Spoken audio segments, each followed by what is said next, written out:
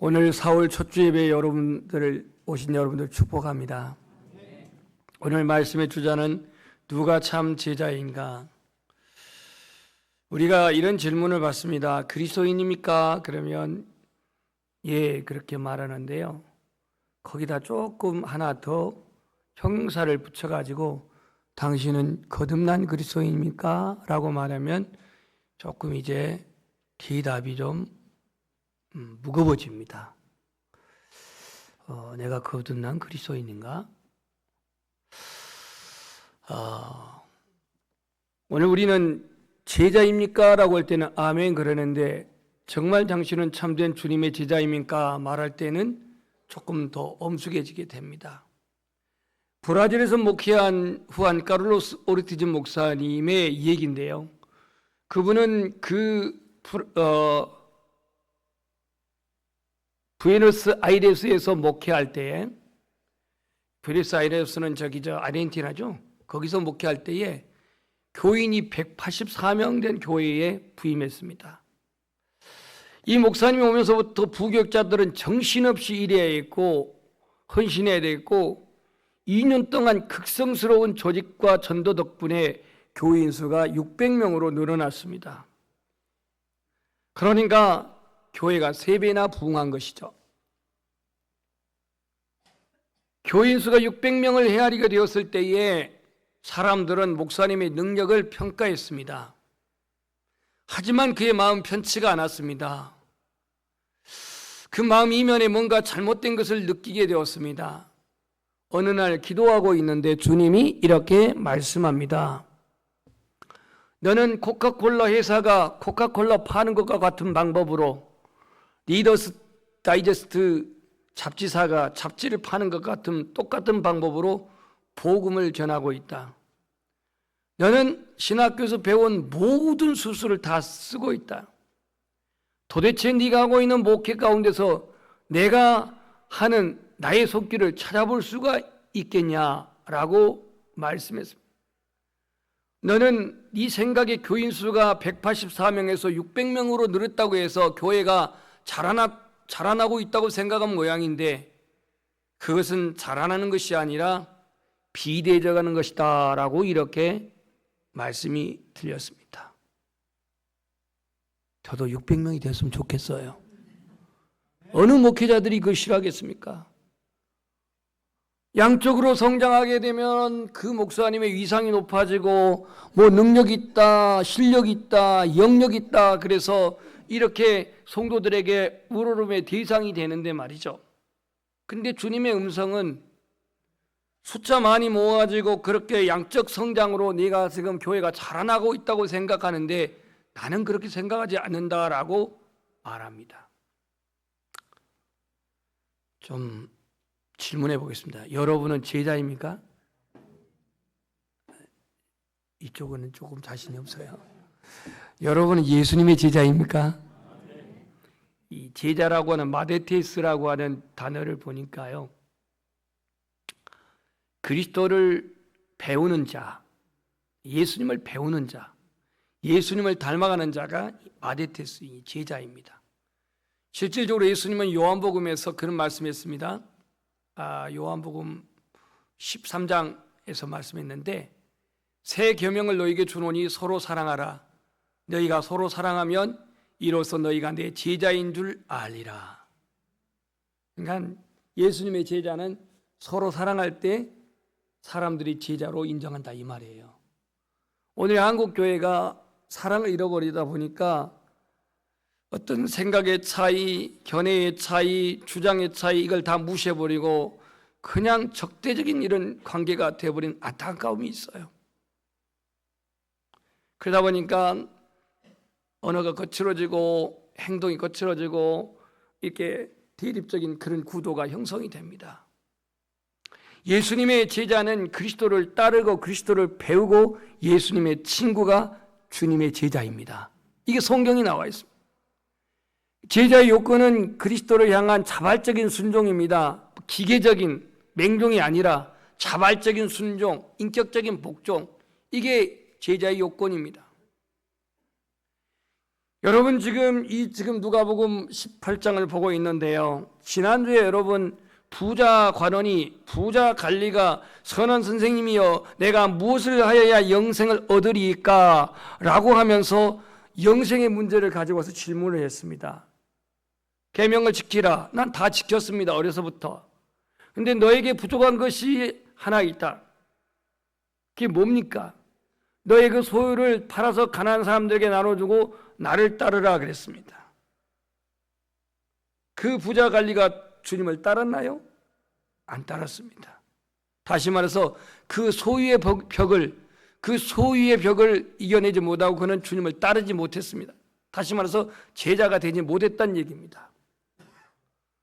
근데 그 18장에서 나와 있는 부자 간원, 그 다음에 이제 19장에서 나온 또 부자 가명 나오는데요. 앞에 나온 부자는 이름이 없습니다. 익명입니다. 그런데 뒤에 나온 19장에 나온 부자는 실명입니다. 누구예요? 삭개오입니다.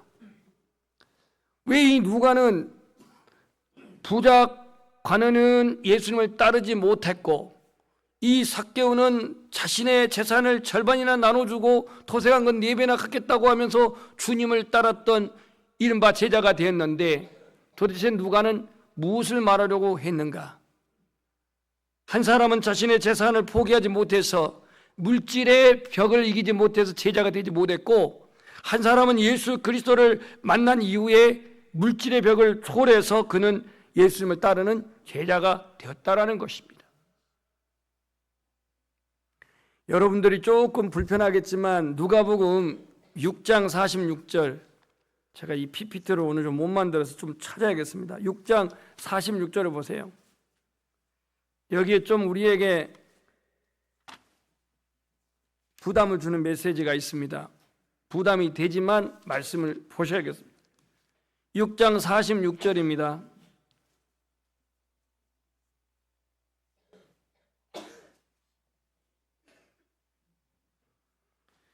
우리 한번 다 같이 100페이지에 나와 있는데 누가복음 6장 46절 읽어봅시다. 시작. 너희는 나를 불러 주여 주여 하면서도 어찌하여 내가 말하는 것을 행하지 아니하느냐. 통상적으로 우리가 주님을 주여 주여 부르기는 합니다. 기도할 때도 부르고 찬양할 때도 부르고 또 내 고백할 때도 주여 주여 부르는데 그런데 오늘 주님의 애통해 하는 말씀은 어찌하여 내가 말하는 것을 행하지 아니하느냐라고 이렇게 주님은 말씀하십니다. 여러분은 예수님이 우리의 주님이심을 믿습니까? 이 헬라어 줄을 퀴리오스라고 부르는데요. 이것은 노예들이 자기들의 주인을 부를 때도 퀴리오스라고 불렀습니다. 로마에서는요 가이사 황제를 주로 불렀습니다. 주로. 그러니까 황제를 주로 불렀는데 그리스도인들은 절대로 황제를 주로 부르지 않았습니다. 그래서 박해를 많이 받았습니다. 우리는 예수님만이 주님입니다. 예수님만이 주님이고 예수님만이 우리의 구원의 주님이시고 그를 우리는 배워야 되고 그를 닮아야 되고 그를 따라야 됩니다. 이게 제자입니다. 예수님께서는 마태복음 11장 28절 29절에 수고하고 무거운 짐진 자들아 다 내게로 오라 내가 너희를 쉬게 하리라. 나는 마음이 온유하고 겸손하니 나의 멍에를 메고 내게 배우라 그랬습니다. 주님이 구원하신다고 말합니다. 내게로 오는 사람들 수고하고 무거운 짐에서 다 벗겨주어서 구원하신다고 말합니다. 대신에 주님이 우리에게 기대하는 게 뭐냐면 나의 멍에를 메라는 거예요. 오늘날 그리스도인들은 예수님을 통해서 구원은 소망하고 구원은 감사하고 구원은 찬양하면서도 예수님의 멍에를 안 메요. 다시 말해서 제자의 삶을 기피한다 이거예요. 예수님의 멍에는 주님의 힘으로 끌고 가는데 우리는 거기에 같이 참여만 하면 되는데 이 멍에를 메기 싫어한단 말이에요. 더욱이 배우기를 싫어해요. 구원은 우리의 무거운 짐, 죄의 짐으로부터 우리를 해방시키는 주님의 은혜의 선물이지만 그 무거운 짐에서 우리가 다시 말해 죄의 그 형벌에서 벗어났다면 예수님의 멍에에 함께합니다. 그게 십자가의 신앙입니다. 예수님의 멍에. 다시 한번 질문하겠습니다. 여러분들은 구원을 받았습니까? 구원을 받았다면 주님이 맡기신 멍에를 우리는 함께 해야 합니다. 누가복음 9장 51절에 보면은 예수님께서 메시아 사역을 완성하시려고 예루살렘으로 올라가는 여정이었어요. 오늘 본문에도 이렇게 말하고 있습니다. 보라, 우리가 예루살렘으로 올라가노니 선지자들을 통하여 기록된 모든 것이 인자에게 응하리라 라고 이렇게 31절에 기록하고 있습니다. 이 말씀은 예수님이 예루살렘에서 세 번째 순환을 당할 것을 예고하고 있는 말씀입니다. 구체적으로 보면은 인자가 이방인에게 넘겨져 희롱을 당하고 능욕을 당하고 침뱉음을 당하겠으며 그랬어요. 그럼 여기서 이방인들에게 이 이방인은 누구일까요? 본디오 빌라도가 되겠고 또 그의 로마의 그 장교들이 되겠죠. 인자가 이방인들에게 넘겨져 희롱을 당하고 능욕을 당하고 침뱉음을 당하게 했으며 이 누가복음을 쓴 기록자 누가는 이방인입니다. 이방인이면서 유대인들의 어떤 죄, 예수 그리스도를 배척하고 예수 그리스도를 부정하고 예수 그리스도 십자가의 내몬 이것을 은근히 여기에 기록하고 있습니다. 나타내고 있습니다. 인자가 이방인들에게 넘겨져 예수님이 이방인들에게 넘겨져 희롱당하고 능욕당하고 침뱉음을 당하게 했으며 이 모든 것이 다 수동태로 기록되어 있습니다. 희롱당하고 능욕당하고 침뱉음을 당하고 예수님은 자신이 구원의 그 길을 가기 위해서 철저하게 하나님의 뜻에 자신을 맡긴 거예요. 온전히 맡긴 거예요. 이렇게 주님은 애써 말했지만 제자들은 오늘 깨달았다 그랬어요? 깨닫지 못했다 그랬어요? 깨닫지 못했다라고 34절에 말합니다. 주님은 희롱당하고 능욕당하고 침뱉음을 당하고 33절 채찍질하고 그를 죽일 것이나 주님은 3일 만에 살아나리라 이렇게 말했지만 제자들은 이것을 하나도 깨닫지 못했다 그랬어요. 하나도. 오늘 주제가 누가 참 제자인가 지금 이 질문입니다. 왜 그러면 깨닫지 못했냐? 바로 그 뒷절에 나와 있습니다. 그들이 그 말씀이 감췄으므로 그들이 그 이르신 바를 알지 못하였더라. 말씀이 감춰져 있었다. 이렇게 말합니다. 누가복음 9장 45절도 그들이 이 말씀을 알지 못하니 그들이 깨닫지 못하게 되면 숨긴 바 되었습니다. 그랬어요.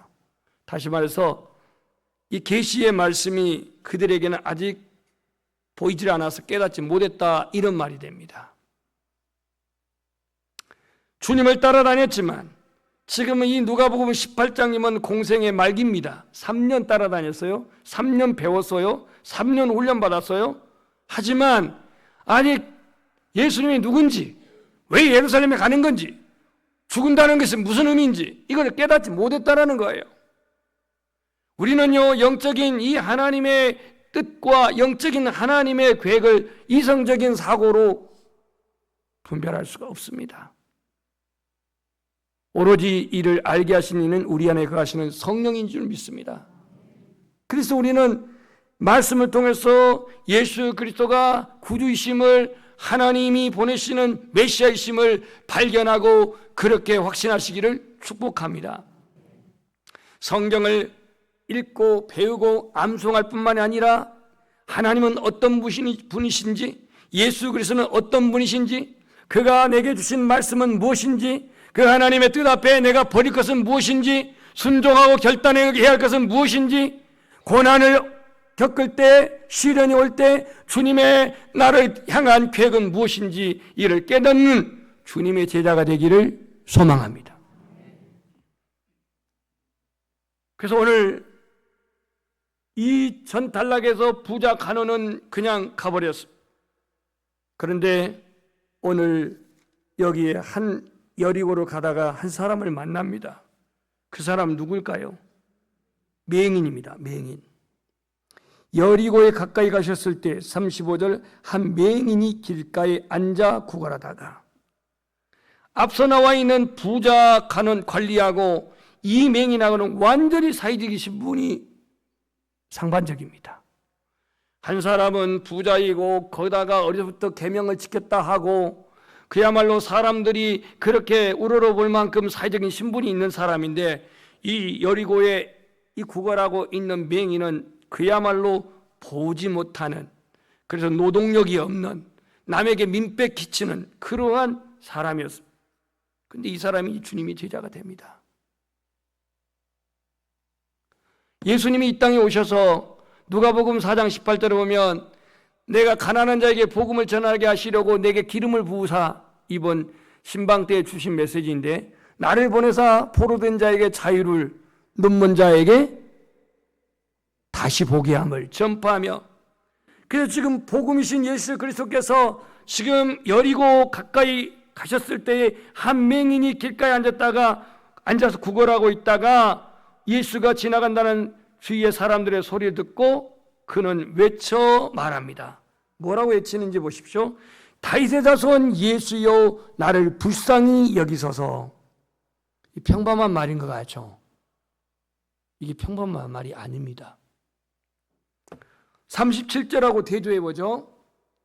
그들이 나사렛 예수께서 지나가신다 하니, 무리들은 예수께서 지나가신다. 어디 예수? 나사렛 예수. 이건 보편적인 그냥 예수님에 대한 칭함입니다. 나사렛 예수. 그런데 오늘 맹인은 다윗의 자손 예수여 나를 불쌍히 여기소서라고 하는 이 고백은 어떤 의미가 담아 있냐면, 당신은 바로 하나님 보내신 메시아입니다, 이 뜻이에요. 3년씩이나 훈련받고 3년씩이나 양육받고 예수님을 따라다녔던 제자들에게 이 고백은 나오지 않았어요. 물론 죄송합니다, 이게 좀 움직여요. 물론 베드로가 주는 그리스도시요 살아계신 하나님의 아들입니다라고 하는 마태복음 16장 16절에 신앙 고백을 하기도 했지만, 그것도 베드로의 어떠한 그 자신의 지적인 고백으로 한 게 아닙니다. 이를 알게 하시는 이는 네가 아니요 네 안에 계시는 하나님이시라고 이렇게 말했습니다. 그러니까 오늘 이 맹인은 비록 아픔 보지 못했지만, 사람들에게 어떤 소문을 들렸는지 모르지만 예수님이 기적을 행하고 이적을 행하고 죽은 자를 살리고 병자를 살리고 또 뭐 문둥이를 깨끗게 하고 이런 소문을 들은 가운데에 비로소 자신 앞에 나타난 예수님을 다윗의 자손 예수여 나를 불쌍히 여기소서, 이 고백이 가능했던 겁니다. 제자는 어떤 사람이냐? 예수님을 알아야 합니다. 예수님을 만나야 합니다. 내가 알고 만났다면 예수님을 고백해야 합니다. 이 오늘 맹인처럼 말이죠. 이 소경처럼 말이죠. 그는 예수님이 메시아임을 인식하고 그 권위에 의지해서 이 고백을 합니다. 믿음을 바탕으로 간절하게 그는 주님 앞에 고백합니다. 그러나 이 사람에게 장애물이 있습니다. 그 장애물이 뭐냐면 39절에 앞서가는 자들입니다. 단순히 눈이 안 보이는 육체적인 장애도 있겠지만 이게 지금 예수님 앞에 문제가 안 돼요. 예수님 앞에 믿음으로 나아가서 내 눈 열어주소서라고 하는 그 간절한 기대와 소망과 믿음을 가지고 나가는데 앞이 안 보는 건 장애가 지금 되지 않아요. 문제는 주변 사람들이 제지하고 조용해 시끄러워 제지하고 있는 이 무리들이 지금 장애물이에요. 왜 하나님 말씀을 들어야 되는데, 주님의 말씀을 들어야 하는데 시끄럽게 귀찮게 따라오면서 그렇게 소리 지르냐 하면서 만류를 합니다. 꾸짖습니다. 제지를 합니다. 여러분, 이 정도 되면 여러분 어떻게 반응하실래요? 팔 그대로 치고 나 필요 없어, 나 나갈 거야, 이렇게 나가겠습니까? 많은 무리들이 막 소리 지르면서 제지하니까 아이고 다음 기회에 수그러지겠습니까? 여러분 자세에서 지금 그게 나와요. 아이고 오늘 목사님 예배 1시간 여기서 어때요? 한번 버텨보자. 12시만 돼봐라. 지금 20분 남았다. 이렇게 생각하시는 분들은 낄갱하고 그냥 사라졌을 거예요. 그런데 이 여리고의 이 맹인은 예수님을 그렇게 쉽게 만날 수 있는 여건도 아니었습니다. 오늘 어떻게 그날 그렇게 지나가면서 주님이 그 마을에 지나간 것을 듣고는 지금 기회는 이때다 싶어가지고 그는 더욱 소리를 지릅니다. 39절에 보면 사람들은 꾸짖고 잠잠하라 제지하고 그렇게 방어를 했지만 그는 더욱 소리질러 다윗의 자손이여 나를 불쌍히 여기소서. 이게 여기는 한 번만 나왔죠. 이건 시제가 계속입니다. 이 시제가 에오르트 시제라고 해서 계속 주님이 반응할 때까지 그렇게 불렀어요. 그랬더니 예수님의 반응이 40절에 머물러 서서 기왕에 여러분들이 기도할 바에, 기왕에 여러분이 찬양할 바에, 기왕에 여러분이 예배할 바에 하나님이 반응하실 수 있도록 하시기 바랍니다. 예수님이 지금 반응을 보입니다. 사람들 조용히 시끄러워 이렇게 제지하지만 머물러 서서 명하여 데려오라 하였더니 그가 가까이 왔습니다. 예수님이 묻습니다. 이건 누구에게나 물을 수 있습니다. 내게 무엇하여 주기를 원하느냐? 그럼 여러분들이 대답해야 할 거 아니겠어요? 주여 보기를 원하나이다. 여러분 다 눈 떴다 이거죠. 그러니까 전혀 반응이 없는데 보기를 원하나이다. 왜 자꾸 육의 눈으로만 생각합니까? 난 영의 눈이 열리기를 원해요. 나는 깨닫는 눈이 열리기를 원해요. 나는 이 자연을 통해서 하나님의 섭리를 보기를 원해요. 나는 작은 자를 통해서 예수 그리스도를 보기를 원해요. 이 눈 보기를 원해요. 이렇게 대답할 수는 없습니까? 나의 시력이 몽골 사람들은 3.0이라고 그러고 초원서 살다 보니까 2.0 지금도 있는 분도 있지만 1.5 이 시력이 문제가 아니라 주여 보기를 원하나이다. 이 고백 속에 저와 여러분의 이 믿음의 눈이, 영적인 눈이 더 활짝 열려지기를 주님의 이름으로 축복합니다. 맹인의 눈을 뜨게 하사 이 눈이 뜨여지니까 이 맹인이 어떻게 반응합니까? 오늘 주님은 이 맹인에게 이런 말합니다. 보라 내 믿음이 너를 구원하였느니라. 보라 내 믿음이 너를 구원하였느니라. 단순히 육체의 눈도 뜨기도 했지만 이 믿음을 가지고 주님 앞에 엎드린 이 사람의 그 고백 속에 네 믿음이 너를 구원하였다라고 이렇게 선포하시니 43절 곧 보게 되어 그가 무엇을 돌렸다 그랬어요? 하나님께 영광을 돌렸다 그랬습니다. 영광을 돌리고 집으로 돌아간 게 아닙니다. 9명의 유대인 문둥이들이 고침만 받고 집으로 다 돌아가 버렸는데 오늘 이 사람은 하나님께 영광을 돌리고 예수님을 따르니 그랬어요. 소두에 말했던 지난주에 부자 간원은 너 가난한 것 정리하고 나 따르라 하니까는 포기하고 그냥 그는 슬픈 기색을 띠고 가버렸지만 이 사람은 지금 하나님께 영광 돌리고 예수님을 따르니 주님의 제자가 된 줄 믿습니다. 아니 좀 근사하고 나면서부터 율법을 지켰고 어려서 또 율법을 지켰고 그리고 또 사람들에게 존경을 받고 이 사람이 정말 삭개오처럼 다 나눌 거 나눠주고 주님을 따르면 얼마나 더 영광이 되겠습니까마는 오늘 이 사람은 아무것도 없어요. 가난한 그 자체예요. 맹인된 그 자체예요. 이 맹인들은 성전에 들어가지도 못해요.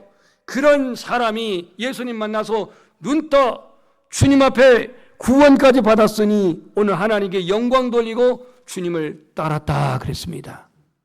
제자는요 하나님의 은혜를 받았다면 그 은혜를 받은 대로 우리는 살아가야 할 줄 믿습니다. 오늘 우리는 경건의 연습, 다시 말해서 하나님 말씀을 묵상하고 기도하면서 하나님은 어떤 분인지, 예수님과 성령님은 어떤 분인지 이걸 아는 제자가 되기를 소망합니다. 더 깊이 알아가는 제자가 되기를 소망합니다. 기도 중에, 믿음 중에 내게 시련이 오고 고난이 온다 할지라도 주님의 사명을 감당할 수 있는 제자로서의 삶. 오늘 주변 사람들의 만류에도 불구하고 이 맹인은 자신의 믿음을 굽히지 아니하고 주님 앞에 장애물을 뚫고 나와서 그 신앙 고백을 했더니 오늘 주님이 그를 구원하시고 치료하신 줄 믿습니다. 우리의 삶의 여정 속에 인간의 한계, 또 우리의 신앙의 여러 가지 장애물 너무나도 많습니다. 이런 한계와 이런 환경을 이기기 위해서 더욱더 하나님 말씀 위에 굳게 서시기를 소망합니다. 나는 할 수 없어도 하나님이 하신다고 하는 이 믿음을 가졌기에 나는 재능도, 나는 실력도, 나는 경험도, 나는 노하우도 없어서 나는 할 수 없지만 하나님이 할 수 있다는 그 믿음을 가졌기에 포기하지 아니하고 끈기 있게 기도하면서 그러므로 주님의 음성을 듣고 응답을 받기를 축복합니다. 예수님의 제자였던 야고보와 요한은 이기적인 사람이었습니다. 더 많은 매사에 의심이 많고 부정적인 성격의 소유자였습니다. 베드로는 성질급해서 실수할 가능성이 많은 사람이었습니다. 그는 막 장담하면서 다른 사람은 다 주를 버릴지라도 나는 주를 버리지 않겠다라고 장담했던 사람입니다. 안드레는 너무, 베드로의 동생입니다. 안드레는 너무 내성적이어서 매사에 추진력이 떨어진 사람이에요. 누구? 나, 안드레 형, 베드로 형, 토마 형, 야고보와 요한은 아주 막 성질도 개파간 데다가 불을 내려가지고 막 사마리아에서 죽여버리라 뭐 이런 얘기를 한 사람들이에요. 이기적인 사람이에요. 야고보, 이 야고보는 아빠는 아까 나온 세베대의 아들 야고보 요한이 아닙니다. 뒤에 나온 야고보인데 이 사람은 혁명가적인 기질이 있는 위험한 존재입니다. 세리마테, 자신의 이익만을 추구하는 이기적인 사람입니다. 그래도 좀 점잖고 그래도 정말로 뛰어나고 그리고 정말로 뭐랄까요? 공부 좀 한 사람이 누구냐면 가룟 유다예요. 가룟 유다. 빌립은 계산적인 사람. 가룟 유다, 이 사람은 학식과 경험을 겸비한 인물입니다. 그는 감각과 사교성이 뛰어난 사람입니다. 하지만 가룟 유다가 주님의 제자가 되지 못했습니다. 기독교 역사를 변화시키는 사람들은 그야말로 갈릴리의 그러한 무명의 어부들, 정말로 보잘것없는 이러한 어부들의 정말로 주님 앞에 제자가 되어서 예수 그리스도의 복음을 땅끝까지 그렇게 선포하도록 순교의 길을 갔던 제자다운 제자들이 마띠아를 보충한 마띠아까지 포함해서 11명이 된 줄 믿습니다. 12명이군요. 하나 포함했으니까. 세상적으로는 그렇게 뛰어난 유능한 가룟 유다였지만 그는 배신자로 낙인 찍고 말았습니다. 하나님은 교만한 자를 결코 쓰지 않습니다. 겸손하고 부족한 자를 들어 사용하십니다. 오늘 질문이 나는 예수님의 제자인가? 누가 참 제자인가? 라는 질문 앞에 여러분 언제나 아멘 할 수 있는 신앙이 되기를 소망합니다. 흔들림이 없는 믿음, 나의 수고와 나의 희생이 나의 공로나 나의 의가 되지 아니하는, 그래서 오직 예수 그리스도만 영광을 돌리는 주님의 제자. 사도 바울이 그랬죠. 나는 예수 그리스도 십자가 외에는 어떤 것도 자랑하지 않겠다라고 말하면서 자신의 희생, 자신의 수고, 자신의 고통, 핍박, 박해, 이 모든 것 자랑하지 아니하고 오직 무엇만 자랑한다고? 예수님의 십자가만을 자랑한다고 했어요. 이게 제자의 삶이에요. 나의 신앙의 연륜이 명예가 되고 내가 하나님 몸된 교회에서 오랫동안 섬겼다고 해서 그것이 계급이 되는 게 아니라 오로지 신앙의 연륜과 관계없이 나의 인생에 어떠한 그 신앙의 그 시간과 관계없이 여전히 변함이 없는 헌신과 섬김으로 풍성한 삶을 누리는 주님의 제자가 되기를 소망합니다. 내가 녹아지고 자아가 녹아지고 주장이 온전히 십자가 앞에 내려지고 주님만이 영화롭게 찬양하는 진정한 예수 그리스도의 제자가 되는 우리 연양의 모든 교우들이 되기를 소망합니다.